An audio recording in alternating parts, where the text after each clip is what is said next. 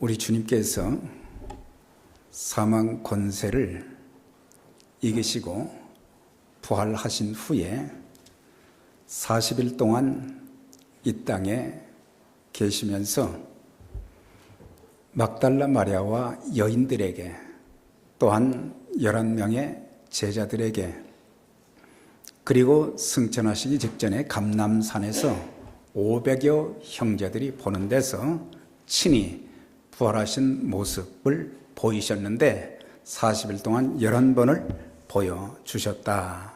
그렇게 기록이 되어 있는데 오늘 요한복음 21장에서 예수님께서 부활하신 모습을 보이신 것은 14절에 보면 세 번째다. 그렇게 기록이 되어 있습니다.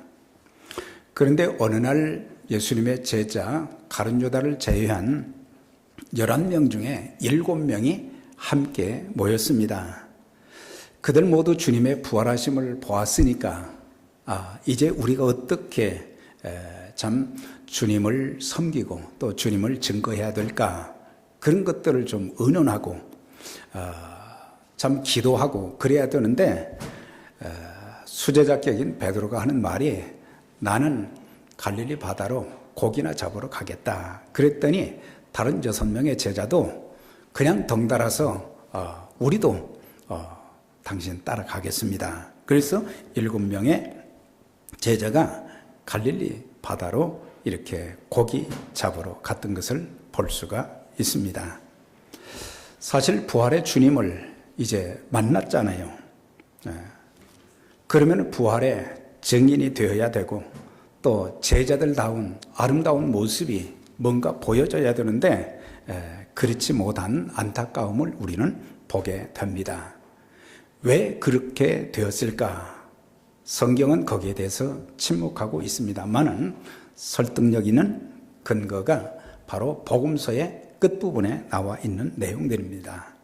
사실 주님께서 십자가에 달려 돌아가시기 전날 제자들을 다 불렀어요. 그런 다음에 떡과 잔을 주시면서 거기서 이것은 너희를 위하는 내 몸이다. 너희를 위해서 흘린 바 나의 언약의 피다. 그러면서 주의 만찬 떡과 잔을 나누어 주신 후에 제자들에게 말씀하시기를 오늘 밤 너희가 다 나를 버리게 될 것이다. 그랬더니 베드로가 하는 말이 다 주를 버릴지라도 저는 결코 주님을 버리지 않겠습니다. 내가 주와 함께 죽을지언정 절대로 저는 부인하지 않겠습니다.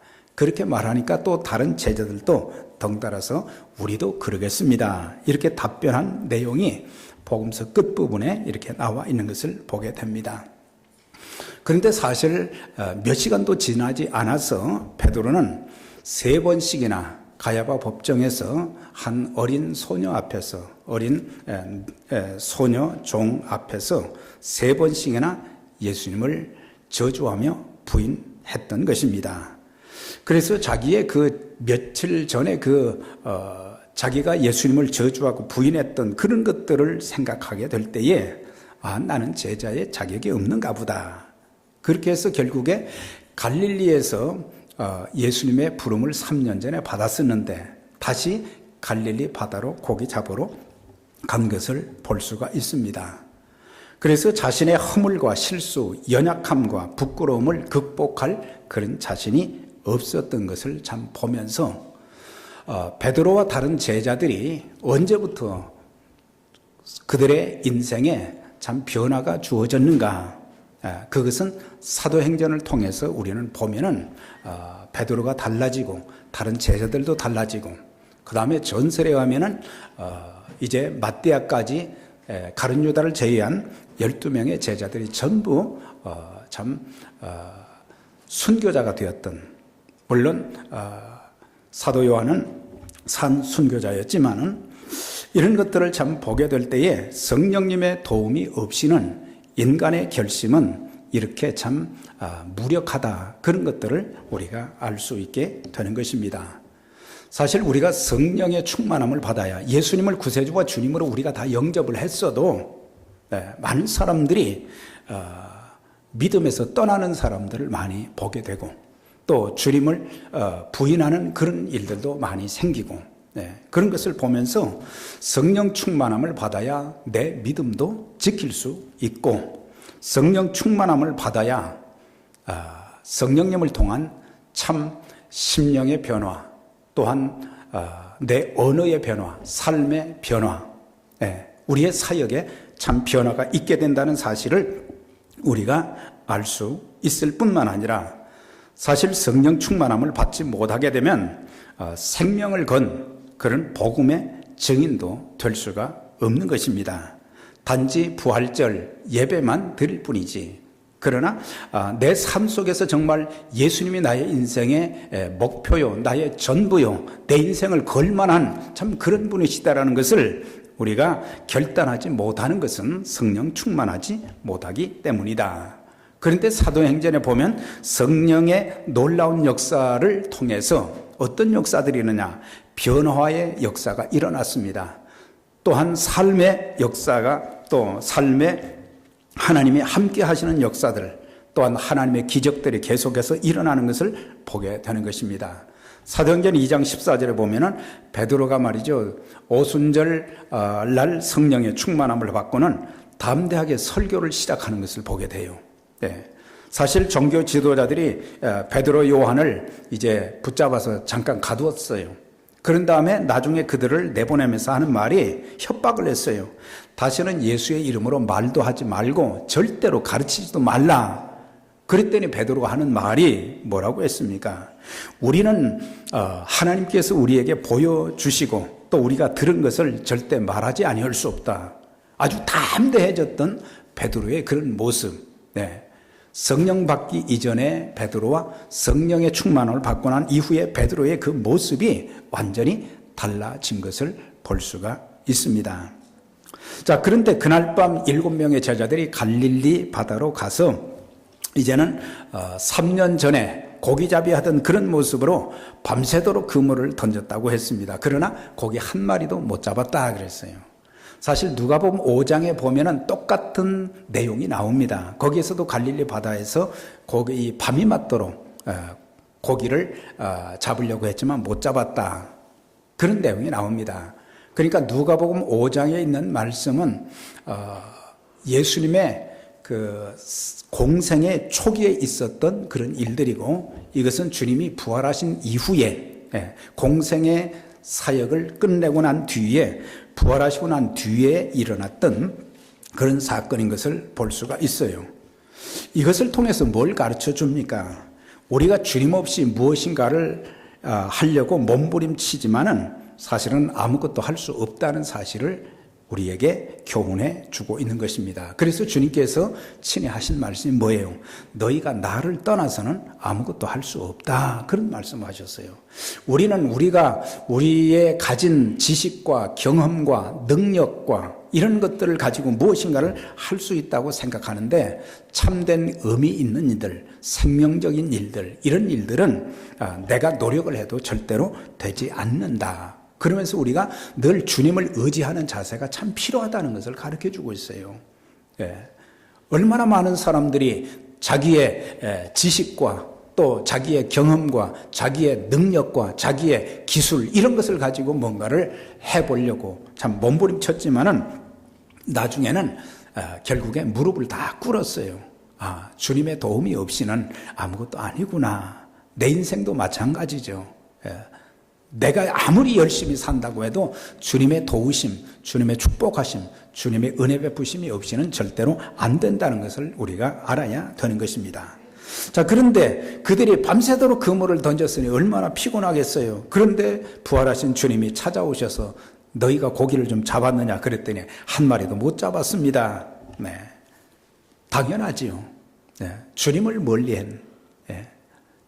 이제는 과거에 주님을 만나기 이전에 그런 모습으로 돌아간 그들의 그 삶이 참 형통할 수가 없는 거죠. 그때 주님이 말씀하십니다. 배 오른편에 그물을 던져보라. 배 오른편에 그물을 던져보라. 그래서 주님 말씀대로 그대로 했더니 물고기가 몇 마리가 잡혔느냐? 153마리가 잡히고 그물이 참 찢어지지는 않았지만 그물 가득히 고기를 잡았다 그랬습니다.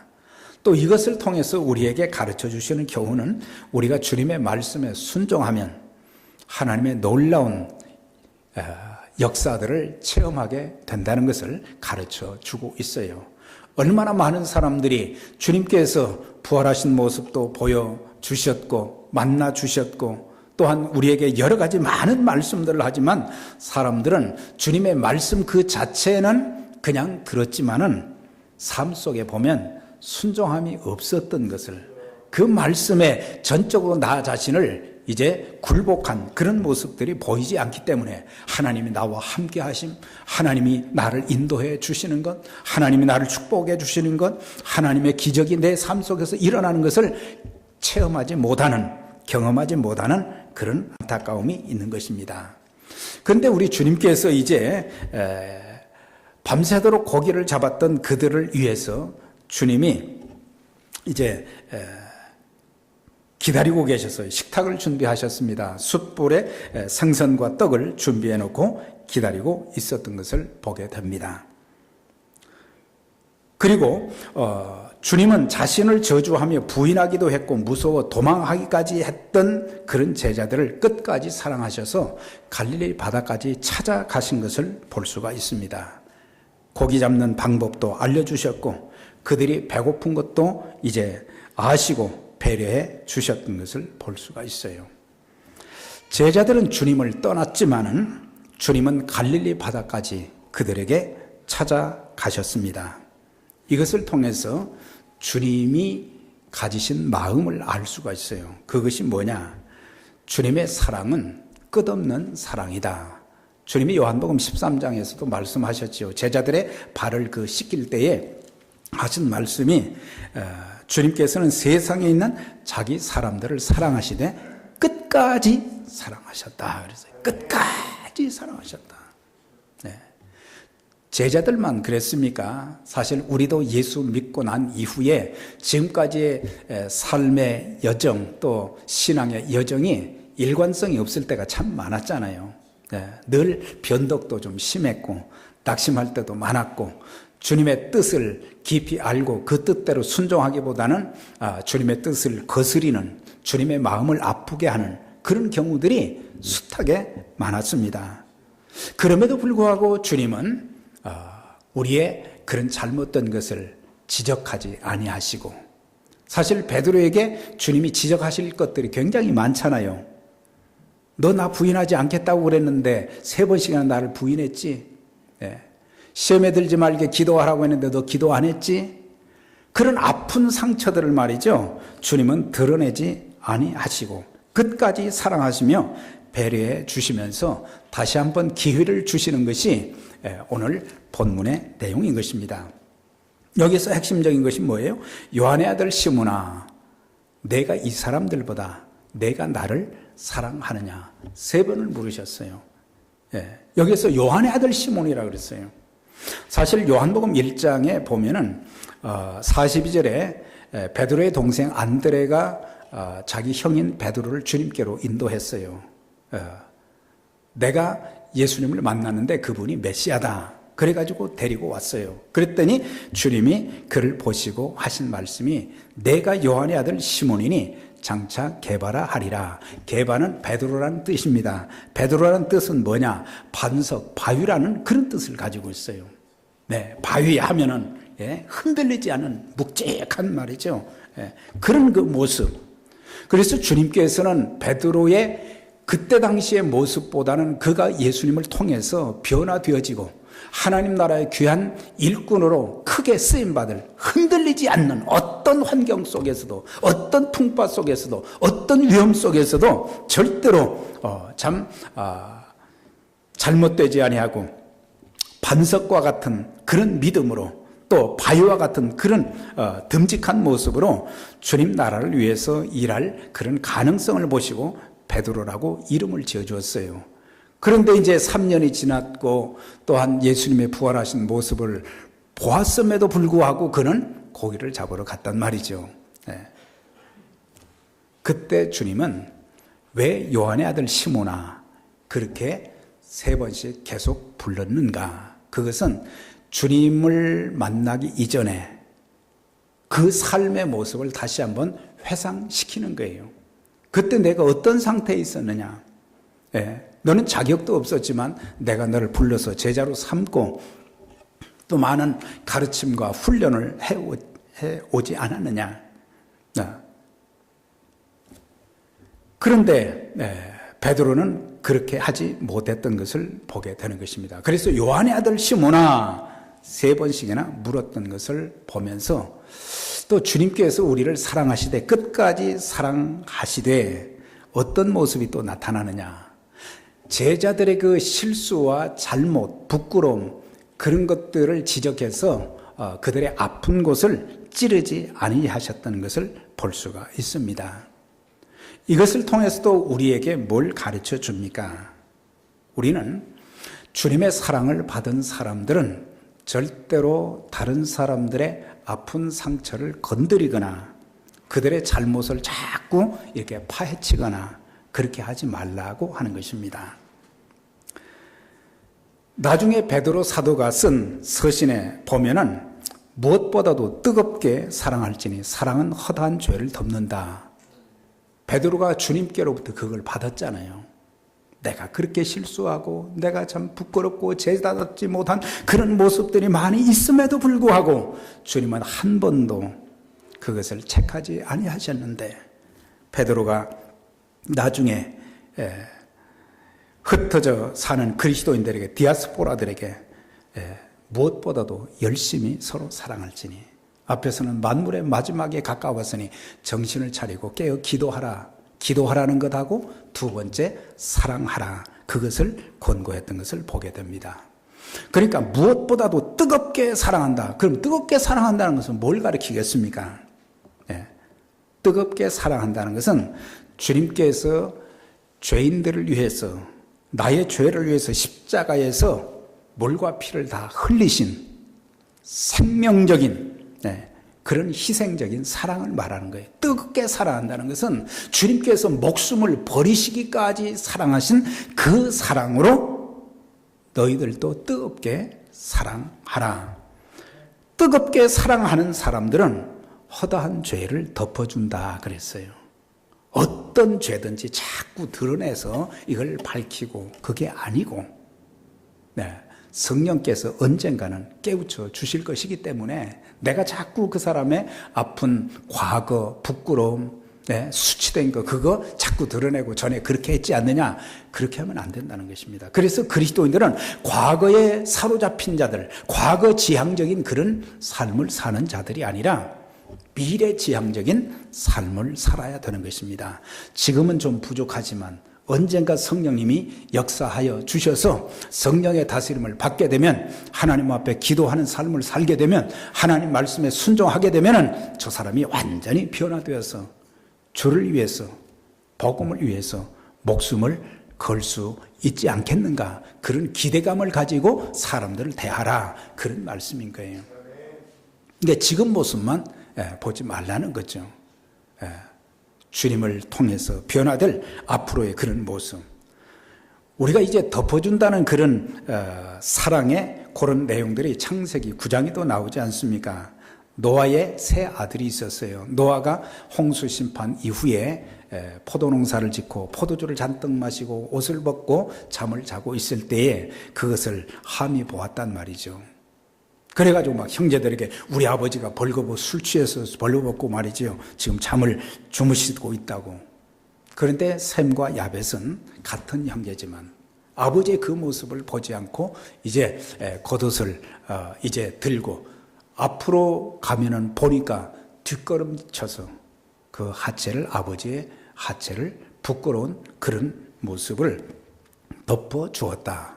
그래서 셈과 야벳이 더 큰 축복을 받았다. 그런 내용이 나오는 것을 볼 수가 있어요. 그래서 중요한 것은 그리스도인들이 하나님의 사랑을 많이 운운합니다. 오늘도 사랑에 대한 그런 찬송도 우리가 드렸어요. 그렇지만은 정말 저나 여러분들 우리 모든 삶 속에서 보면은 덮어주는 그런 모습들이 참 약할 때가 너무 많다는 사실이에요. 복음은 자랑해야 되지만 예수님은 자랑해야 되지만 실수 없는 사람이 어디가 있습니까? 잘못하지 않은 사람이 어디 있습니까? 예. 그러나 지금이 더 중요하고 앞으로가 더 중요한 거예요. 그러니까 과거를 붙잡고 우리가 씨름하지 말고 현재는 충실하고 미래는 주님의 도우심으로, 주님의 역사하심으로 가능성을 바라보고 사는 것이 참 중요하다는 것입니다. 그런데 주님은 베드로의 과거는 묻지 않으셨지만 그에게 3번씩 물으신 것이 있잖아요. 내가 이 사람들보다 나를 더 사랑하느냐? 원문에는 보면 이것들보다 나를 더 사랑하느냐? 그렇게 되어 있어요. 그러니까 이것들은 뭐예요? 배와 그물이고 생계의 수단이죠. 또한 이 사람들은 다른 제자들이죠. 이 제자들보다, 여기 있는 사람들보다도 나를 더 사랑하느냐? 이렇게 물으셨던 것을 보게 됩니다. 왜 베드로나 다른 제자들이 신앙적으로 실패하게 되었는가? 그것은 주님을 사랑하지 못했기 때문이다. 그냥 주님을 통해서 뭔가를 배우는 그런 모습은 있었지만 주님을 통해서 그들이 혜택받은 것이 얼마나 많습니까? 그러나 그들에게 주님께서 주의 만찬 예식을 통해서 이제 물과 피를 다 흘리시기까지 저들을 사랑하신다는, 죄인된 그들이 영원한 죽음과 지옥 형벌에 빠질 것을 아셨기 때문에 주님은 자신을 하나님의 뜻에 따라서 드리려고 그것을 통해서 실물 교육을 시켜주셨는데도 제자들은 그것을 깨닫지 못했던 것을 보게 되는 것입니다. 우리가 아픈 사람을 사랑하게 되면 나도 아프고, 기쁜 사람을 사랑하면 나도 기쁘고, 우는 사람을 사랑하게 되면 나도 울게 되는 것입니다. 베드로는 예수님보다는 자기 목숨을 더 사랑했던 것을 보게 돼요. 내가 여기서 잡혀 또 감옥에 간다든지 죽으면 어떻게 되는가, 그런 두려움이 있었던 것을 보게 되는 것입니다.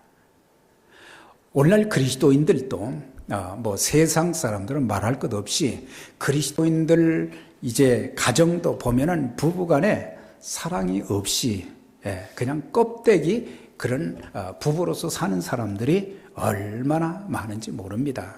그냥 어쩔 수 없이 사는 것이지 정말 사랑함으로 살고 있는가? 우리가 주님 사랑하느냐? 그 질문에도 우리는 답변을 해야 되고, 또한 서로에게도 좀 물어봐야 돼요.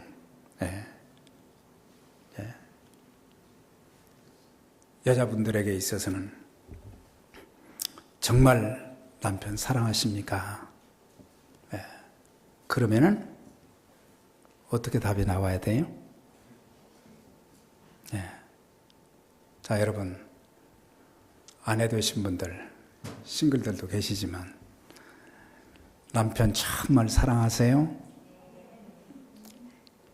소리가 이렇게 약해.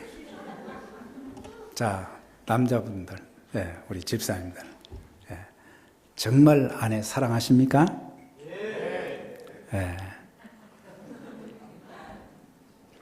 적어도 주님께서 베드로에게 물으셨잖아요. 내가 이 사람들보다, 그리고 너는 나를 사랑하느냐? 그걸 2번씩 물으셨어요. 그러니까 베드로가 뭐라고 답변을 했어요? 그렇게는 해놓고 그 다음에 제가 주님을 사랑하는 줄 주님께서 아시잖아요. 그렇게 답변했던 것을 보게 돼요. 집에 가서 또 당신 나 정말 사랑해? 그것 때문에 또 싸우지 마시고 답변하실 땐 내가 당신 사랑하는 줄 알고 있잖아. 정말 사랑하면은 어떤 어려움이 있어도 우리는 그 어려움을 극복해 나갈 수 있는 거예요. 우리에게 사랑하는 마음이 식어졌단 말이죠. 에베소 교회 성도들처럼 그 마음이, 우리가 그 교회를 사랑하는 것도 마찬가지죠. 처음에 직분을 받았을 때는 교회를 생명처럼 여기고, 그런데 나중에 세월이 지나면서 교회를 보기를 돌같이 본단 말이죠. 돌 정도가 아니라 아주 교회에 넌드리를 내는 거예요. 이게 뭔 교회야. 그런데 교회는 주님의 몸입니다. 사도행전 20장에 보면은 사도 바울이 이제 예루살렘으로 올라가기 전에 그가 밀레도에서 에베소 교회의 사역자들을 다 불러들였어요. 그리고 거기서 설교를 하면서 여러분은 자기를 위하여 또 온 양떼를 위하여 삼가라. 성령이 그들 가운데 여러분을 감독자로 삼고 하나님이 자기 피로 사신 교회를 보살피게 하셨느니라.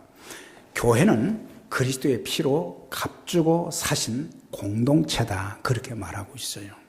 물론 건물을 말하는 게 아니죠. 성도들을 말하는 거죠.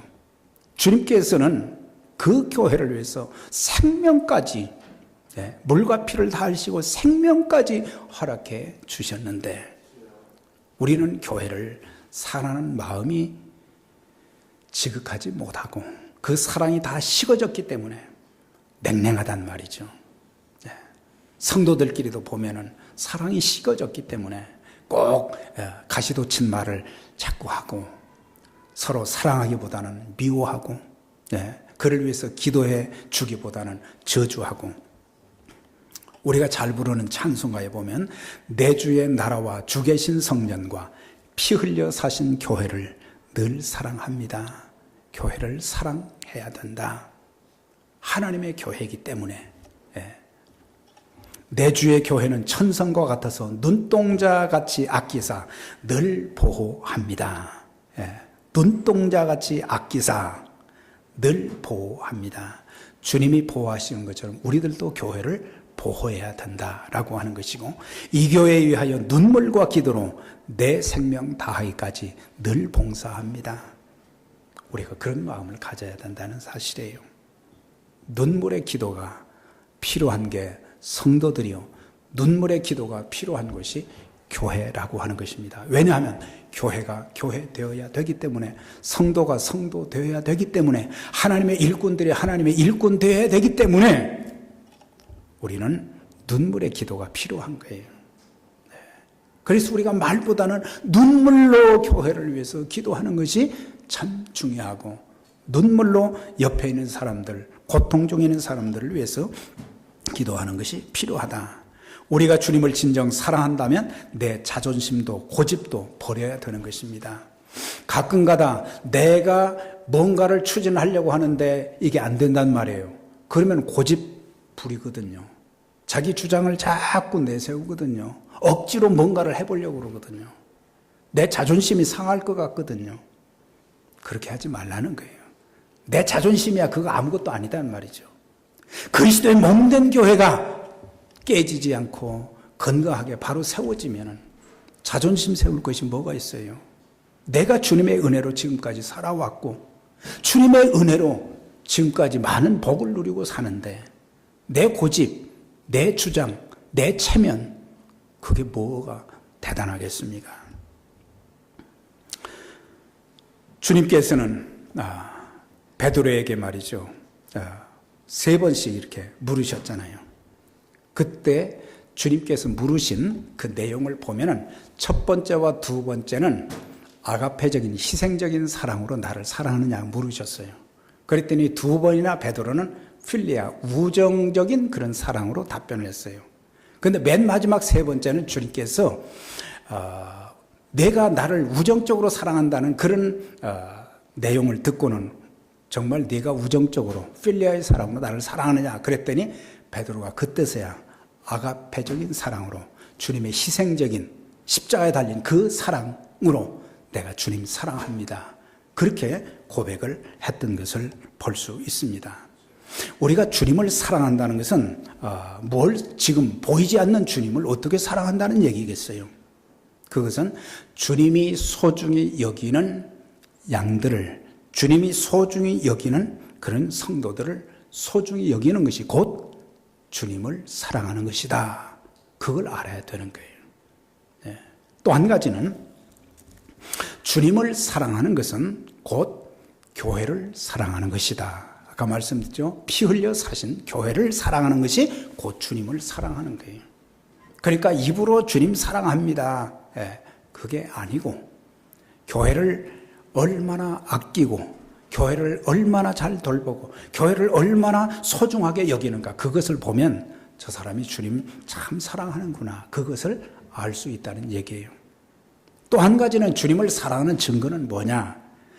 하나님 말씀, 주님의 말씀에 절대적으로 순종하는 거예요. 하나님 말씀을 들은 것으로 끝나는 것이 아니고 그 말씀을 지키는 거란 말이죠. 요한복음 14장 21절에 그랬죠? 그렇게 말씀하셨죠? 나의 계명을 가지고 지키는 자라야 나를 사랑하는 자니, 나의 계명을 가지고 지키는 자, 듣고 아는 자가 아니라 그 말씀 한 말씀이라도 그 말씀대로 살려고 몸부림치고 그 말씀을 나의 삶에 고난이 와도 그 말씀을 지키려고 하고, 그런 모습을 보면서 저 사람이 참 주님 사랑하는구나, 그것을 알 수 있다는 거예요. 우리가 성경에 대한 지식이 많이 있는 것은 굉장히 우리의 신앙생활에 도움이 많이 됩니다.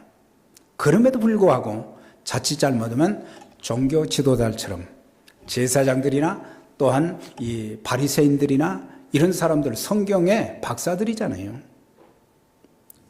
성경적인 내용은 잘 알고 있어요. 그렇지만 그들은 그들의 삶 속에서 주님 말씀에 순종하는 것이 없었어요.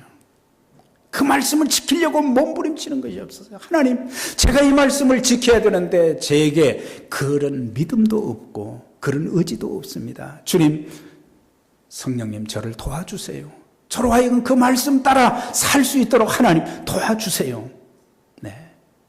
어떤 때 보면은 저 사람 참 미련하게 예수 믿는다, 그런 말을 들을 때도 있어요. 예수 믿는 것은요, 생명 걸고 믿는 것은 그것이 지혜로운 사람의 믿음이에요.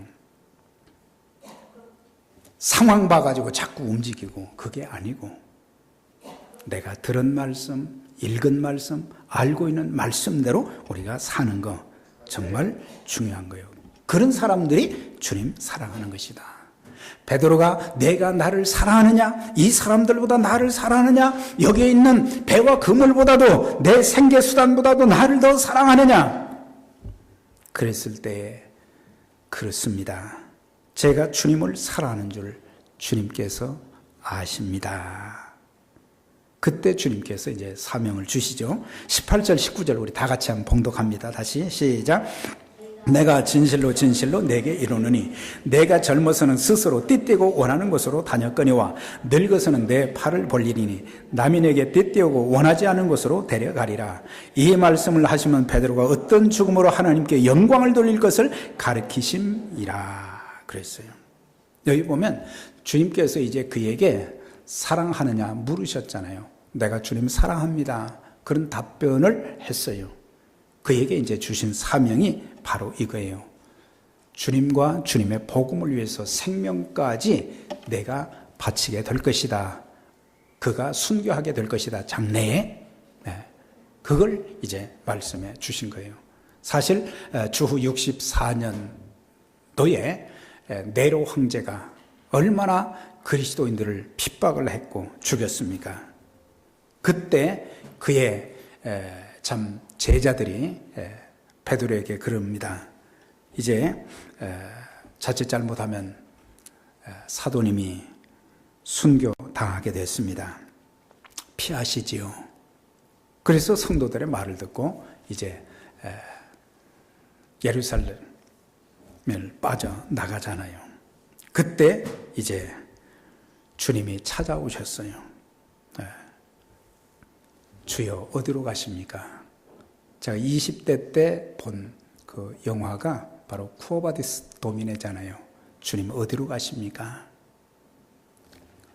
그때 내가 나의 양을 버렸으니 내가 다시 로마로 돌아가 다시 십자가에 못 박혀야 하지 않겠는가? 그래서 베드로는 발걸음을 돌이켜 이제 다시 로마로 들어가 거꾸로 십자가에 못 박혀 순교했다고 했습니다. 사랑하는 여러분, 하나님이 주신 사명은 믿음이 없이는, 사랑이 없이는 감당할 수가 없습니다. 그래서 주님 저에게 믿음을 주시옵소서. 저에게 주님 사랑하는 마음을 주시옵소서. 성령의 첫 번째 열매도 뭡니까? 사랑이잖아요. 주님께서 저와 여러분들에게 물으십니다.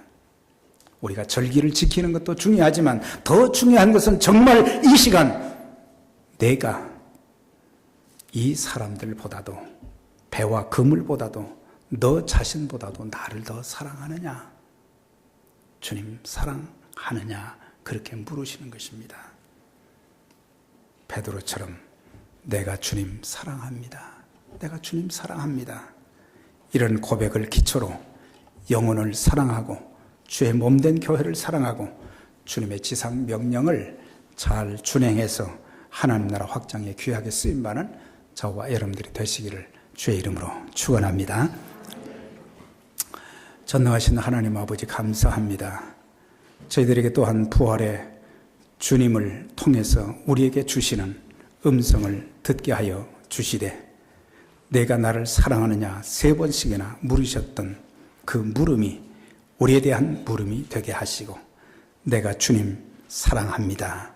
이런 고백할 수 있는 자들이 되게 하시되 고백으로 끝나지 않고 생명까지 바쳐서 주님을 사랑하되 하나님이 사랑하신 사람들을 사랑하고 주님의 몸된 교회를 사랑하고 또한 하나님의 말씀을 생명처럼 여기고 그 말씀대로 사는 그런 은혜가 있게 하시고 생명의 복음을 땅끝까지 전파하는 그 귀한 일을 우리 모두가 감당케 하여 주시되 하나님 아버지 정말 잘 감당할 수 있도록 성령님 저희들에게 큰 믿음도 능력도 주시고 사명도 잘 감당해서 하나님 나라 확장에 귀하게 쓰임받는 우리 모두가 되게 해 주옵소서. 예수님 이름으로 기도드려옵나이다. 아멘.